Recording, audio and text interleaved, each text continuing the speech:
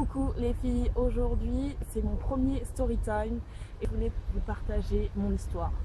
Le jour où la coiffeuse m'a brûlé le cuir chevelu, brûlé les cheveux, m'a brûlé le crâne avec du défrisage.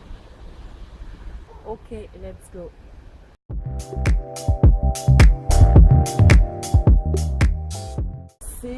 C'est un moment important de mon aventure capillaire parce que c'est le jour où j'ai décidé de revenir au naturel définitivement. Donc je vais vous raconter l'histoire. En fait, je vais resituer l'histoire dans son contexte. On est en 2013. Ça commence en 2013 quand j'ai voulu devenir nappy. J'ai échoué à maintes reprises. À chaque fois, j'arrivais pas à gérer. Et je finissais toujours par rediffuser mes cheveux. 2014, je décide de faire une transition, donc pas mettre mes cheveux à nu, mais je ne défrise plus mes cheveux. J'ai décidé d'attendre que mes cheveux poussent avant de les couper, avant de les choper, parce que je ne me voyais pas du tout avec les cheveux courts. Donc ça c'était janvier 2014, et en décembre, comme tout le monde, je voulais faire une coiffure nappy avec mes cheveux. J'étais un peu perdue, moi-même j'arrivais pas du tout à gérer, franchement c'était pas simple. Et pendant cette période-là, en fait, je portais des perruques. Et vraiment en décembre, c'est les fêtes et j'avais vraiment envie de porter une coiffure sympa.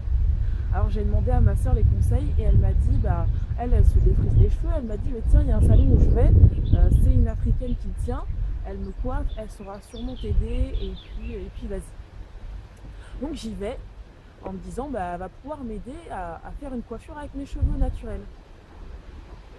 Et là, la déception parce qu'elle me dit qu'en gros c'était l'hiver, il allait pleuvoir, que mon brushing n'avait pas tenu. Voilà, quand elle m'a dit ça, j'étais tellement déçue que je me suis dit mais même si elle ne peut pas m'aider, allez, on y va, je défrise mes cheveux. Moi je suis fatiguée de gérer, j'arrive pas du tout, on est parti, on défrise les cheveux, mais par contre je veux une coupe courte, je veux une coupe simple qui ne nécessite pas beaucoup d'entretien. Et en fait, en y repensant, elle m'a dit ça. Mais elle m'a dit ça parce qu'elle ne savait pas gérer les cheveux crépus. Elle m'a dit ça parce que dans son cursus, elle-même étant africaine, défrisée, coiffeuse, je pense ne savait pas gérer les cheveux crépus. Ça, finalement, je suis pas prête. Je suis pas prête à devenir naturelle. J'avais confiance en la coiffeuse et je me suis dit, au moins là, c'est la première fois que je le fais au salon. Et au moins, je vais me défriser les cheveux, mais ça va être bien fait. Donc, elle commence à m'appliquer le produit. Tout se passe bien. Et là, j'ai compris que je faisais une grosse erreur. J'ai commencé à regretter. Chanter surtout à l'arrière. On avait commencé à l'arrière pour appliquer le produit. Ça commençait à me brûler. Et je lui ai dit, oh là là, il est temps d'enlever, ça prend du temps. Finalement, elle finit par rincer, mais je sens que je suis brûlée.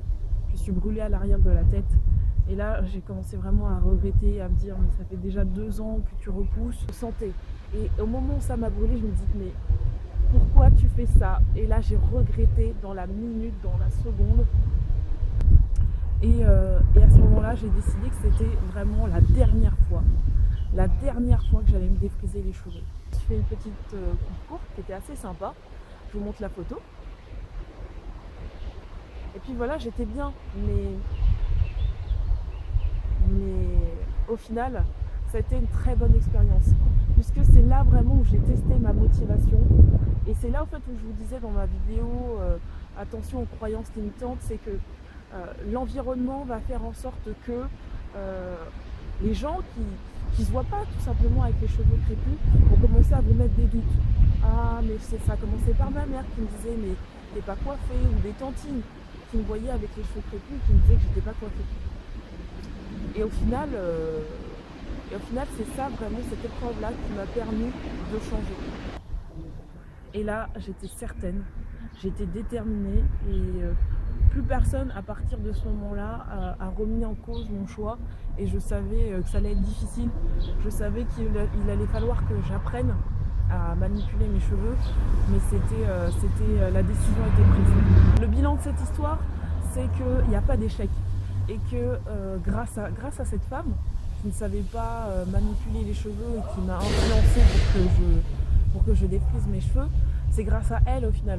C'est grâce au fait que je me suis brûlé les cheveux qu'aujourd'hui j'ai changé. Et autre point qui m'a permis de changer, c'est vraiment cette douleur. Cette douleur qui, d'échec en échec, a fait monter ce désir. En fait, c'était devenu tellement insupportable d'être obligée de me défriser, d'être obligée de mettre des perruques, de ne pas me sentir libre. C'était tellement devenu une douleur. Et quand je me voyais comme ça, je me détestais.